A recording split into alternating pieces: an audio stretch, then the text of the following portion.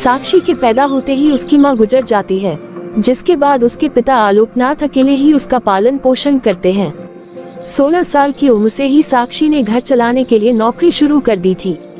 बेटी से बढ़कर एक बेटे की तरह वो अपने पिता के साथ कंधे से कंधा मिलाकर काम में हाथ बटाती है। साक्षी बेटा, मेरे होते हुए तुझे नौकरी करने की कोई जरूरत नहीं है। तेरे हर शौक पूरे करने के लिए मैं अभी जिंदा हूँ। और पापा, आपके शौक का क्या? आपके भी तो कुछ शौक होंगे ना? मुझे वही सब पूरे करने हैं।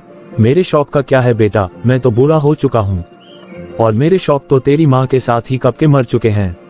अब तो मेरा सिर्फ एक ही सपना है कि जल्दी से किसी अच्छे लड़के को देखकर तेरी शादी करा दूं। क्या पापा, आपकी हर बात पर मेरी शादी पर आकर ही क्यों अटक जाती है? अगर मैं चली गई तो आपका ख्याल कौन रखेगा? इसलिए मैं आपको छोड़कर कहीं नहीं जाऊंगी। अरे बेटा, एक ना एक दिन हर लड़की को जाना ही पड़ता है, तो बेटा तुझे भी तो जाना ही होगा ना। अपने पिता की बातों से निराश होकर साक्षी अपने रूम में चली जाती है। पिता से दूर होने की ख्याल से ही वो फूट फूट कर रोने लगती है। फिर कुछ दिनों के बाद आलोकनाथ का पड़ोसी उसके घर आता है। अरे आलोकनाथ जी, आप कैसे हो और साक्षी बिटिया कैसी है? वो भी ठीक है मिश्र जी, बस अपनी बेटी की चिंता होती रहती है। मैंने अपनी बेटी की परवरिश में कोई भी कसर नहीं छोड़ी है, लेकिन फिर भी मिश्र जी, मैं एक माँ की कमी तो नहीं पूरी कर सकता ना। मिश्रा जी, जब से साक्षी 16 साल की हुई थी तब से ही वो मेरे कंधे से कंधा मिलाकर मेरा हाथ बटा रही हैं। अब तो बस कोई अच्छा रिश्ता मिल जाए मेरी बेटी के लिए, तो मेरी सारी की सारी परेशानियां ही खत्म हो जाएंगी। आलोकनाथ जी, जैसे आप बोल रहे हैं, हमारी नजर में वैसा ही एक लड़का है। उसके पास बंगला, कार, सब कुछ है और वो करोड़पति लोग हैं और बहुत ही अच्छा परिवार है। आप कहे तो आपकी बेटी के लिए बात करूं। अरे लेकिन हमारे इतने बड़े परिवार में अपनी बेटी बिहाने की हैसियत नहीं है। आप उन सब की चिंता मत कीजिए। उन लोगों को दहेज वगैरह कुछ नहीं चाहिए। वो लोग तो सिर्फ अपने परिवार के लिए गुणी और संस्कारों से परिपूर्ण बहू चाहते हैं। अगर ऐसी बात है तो आप उन लोगों से मेरी बेटी के बारे में बात कीजिए। मेरी बेटी में ये सभी गुण हैं जो वो अपने परिवार की बहू के लिए चाहते हैं। इस तरह मिश्रा जी साक्षी का रिश्ता लेकर अर्जुन के परिवार के पास जाते हैं।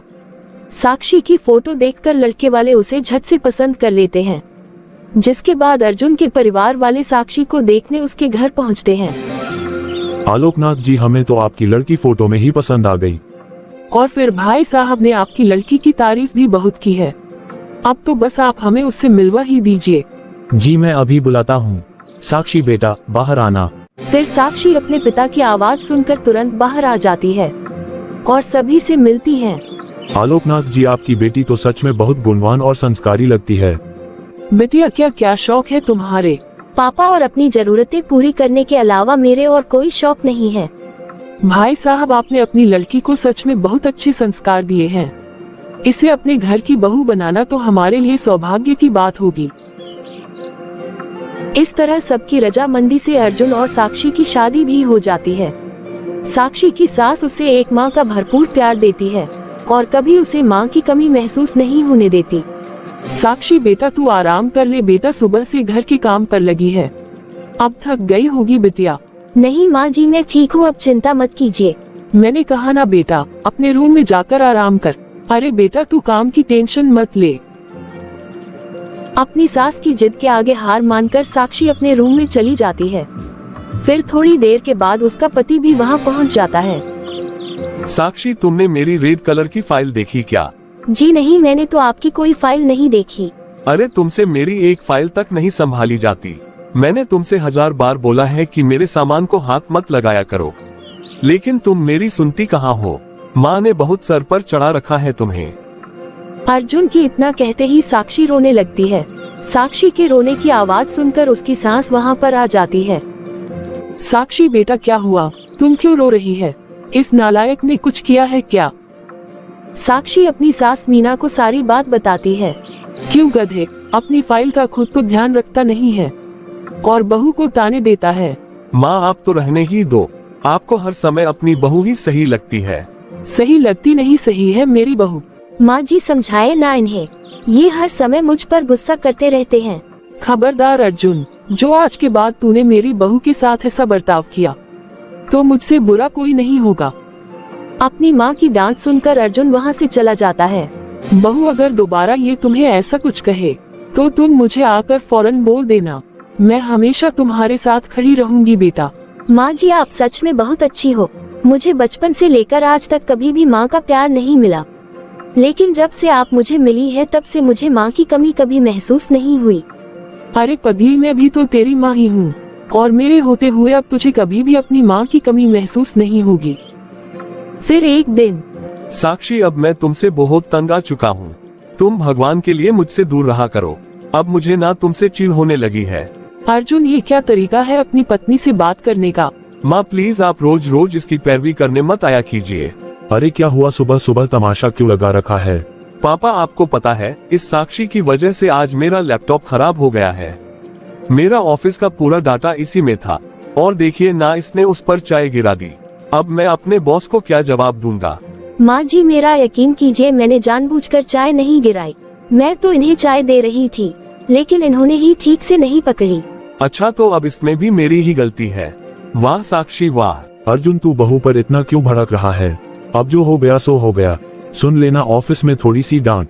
अब अपनी बीवी के लिए इतना तो कर ही सकता है ना तू। आप नाराज मत होइए, मैं आपके लिए दूसरा लैपटॉप ले आऊंगी। आप परेशान मत होइए। कोई जरूरत नहीं है उसकी, मैं खुद ले लूंगा। मेहरबानी करके अब तुम मेरे सामान से दूर रहना। इतना कहकर अर्जुन वहाँ से चला जाता है, जिसके बाद साक्षी फूट फूट कर रोने लगती है। चुप हो जा बेटा, चुप हो जा। उसकी बातों का बुरा मत माना कर। अरे वो तो पागल है। मीना के इतना कहते ही साक्षी उसे कसकर गले लगा लेती है। माँ जी आप नहीं होती तो मेरा क्या होता। मैं बहुत भाग्यशाली हूँ जो भगवान ने मुझे सास के रूप में मेरी माँ लौटा दी है। बेटा, जीवन में ये सब चलता ही रहता है, ऐसी बातों को दिल पर नहीं लगाना चाहिए। चल अब अपने आंसू पोंछ और मेरे साथ काम में हाथ बटा। इतना बोलते ही मीना और साक्षी दोनों ही रसोई में चले जाते हैं, और सभी बातों को भूलते हुए साक्षी खुशी खुशी काम पर लग जाती है। मन ही मन साक्षी अपनी सास को हर जन्म में अपनी माँ के रूप में मानने के लिए भगवान से प्रार्थना करती रहती है। ऐसे ही दिन बीतते रहते हैं। मीना हर समय ढाल बनकर अपनी बहू के लिए खड़ी रहती। तभी एक दिन मीना की सहेली उसके घर आती है। अरे मीना, जब से तेरी बहू आई है तब से तो तू गायब ही हो गई है। अरे मेरी बहू को आए अभी कुछ ही समय तो हुआ है, तो बस उसको अपने घर के तौर तरीके सिखा रही हूँ। अच्छा मीना, मुझे पता चला है तेरी बहू बिन माँ की पाली बड़ी है। हाँ, साक्षी की माँ उसके पैदा होते हुए गुजर गई थी। मीना, तूने अपने बेटे के लिए ये कैसी बहू चुनी है जिसकी माँ उसके पैदा होते ही गुजर गई? अरे ये तो कुलक्षणी है। ऐसों के घर का तो पानी भी नहीं पीना चाहिए, और तूने उस घर से लड़की चुन ली। ये सब फालतू बातें हैं, ऐसा कुछ नहीं होता। मैं इन सब बातों में विश्वास नहीं करती। मीना, तूने उस बिन माँ की बहू को बहुत सर पर चढ़ा कर रखा है। अभी भी वक्त है, संभाल ले उसे। कहीं ऐसा ना हो कि तेरी बहू तेरे हाथों से फिसल जाए। ये तू क्या बोल रही है? मेरी बहू बाकी बहुओं जैसी नहीं है, वो तो मेरे लिए कोहिनूर से भी कीमती है। देख मीना, मेरा काम था तुझे समझाना कि बहू को कभी भी बेटे से बढ़कर प्यार नहीं देना चाहिए, वरना उन्हें बिगड़ते देर नहीं लगती।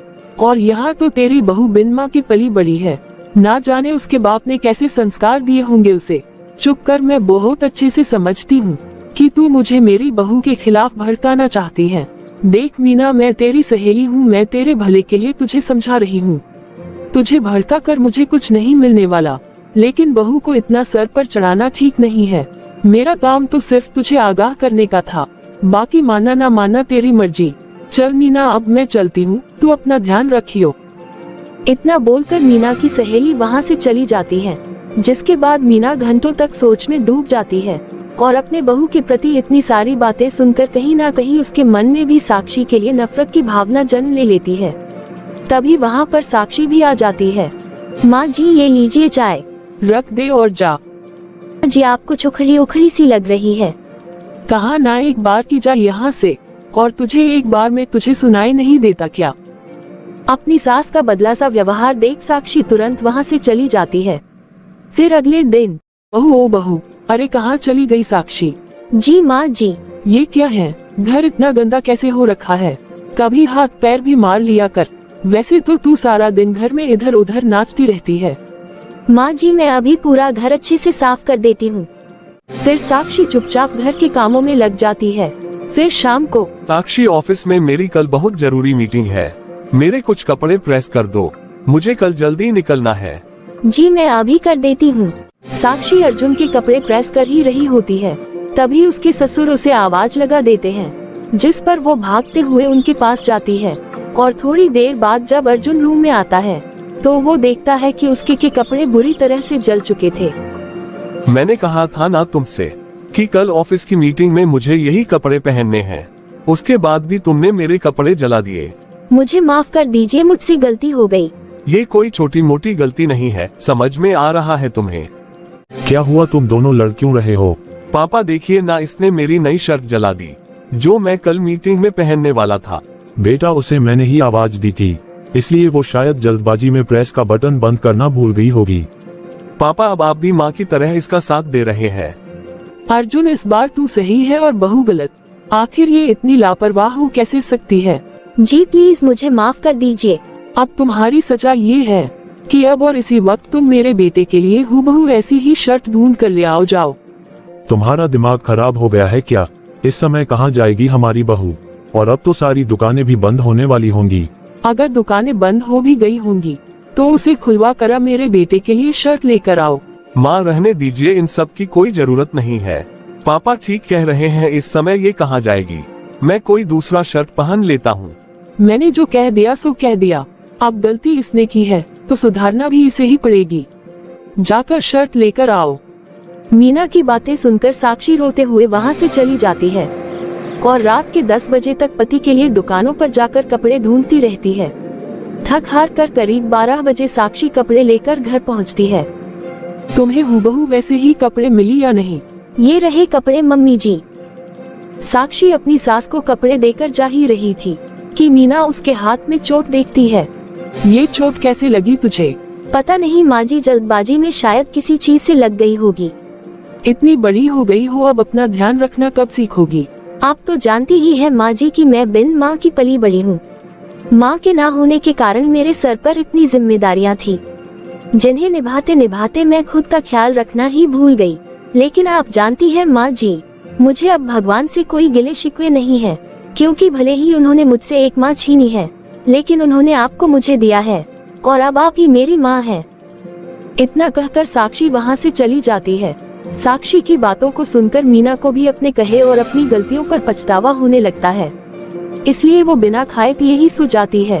फिर अगले दिन, माँ जी कल का सारा खाना तो ऐसे ही पड़ा है, आपने अच्छे से खाना नहीं खाया था क्या? मुझे कल भूख नहीं थी। साक्षी अपनी सांस के दर्द को समझ जाती है और कहती है, चलिए माँ जी, मैंने आपके लिए आपके फेवरेट छोले भटूरे बनाए हैं। आपने कल रात से कुछ नहीं खाया था ना, तो इसलिए सुबह उठते ही मैंने पहले आपके लिए खाना बनाया है। खाना तो तूने भी नहीं खाया होगा ना, चल जाकर पहले तू खा ले। माँ जी क्या हम साथ बैठकर खाना नहीं खा सकते? प्लीज, बहुत दिन हो गए हैं। साक्षी के इस तरह बोलने से मीना का दिल पिघल जाता है और वो मान जाती है। फिर साक्षी मीना के लिए खाना लगाती है। मुझे माफ कर दे बेटा, मैं जानती हूँ पिछले कुछ दिनों से मैंने तुझे बहुत चोट पहुँचाई है, हो सके तो मुझे माफ कर देना। नहीं नहीं माँ जी, आपका पूरा हक मुझे डांटने का। मुझे आपकी किसी भी बात का कभी बुरा नहीं लगा। अपनी सहेली की बातों में आकर मैंने अपने दिल में तेरे लिए नफरत पाल ली थी, लेकिन कल जब तुझे रोते बिलखते देखा तो मेरी ममता फिर से लौट आई। मुझे माफ कर दे बेटा, मैं एक अच्छी सास नहीं बन सकी। ये आपसे किसने कहा माँ जी कि आप अच्छी सास नहीं है? आप तो वर्ल्ड की बेस्ट सास हो, और सच कहूँ उससे भी बढ़कर बेस्ट बेस्ट बेस्ट ए बेस्ट मेरी माँ हो आप। इतना कहकर साक्षी अपनी सास को गले लगा लेती है और उसके बाद दोनों पहले की ही तरह हंसी खुशी साथ रहने लगते हैं।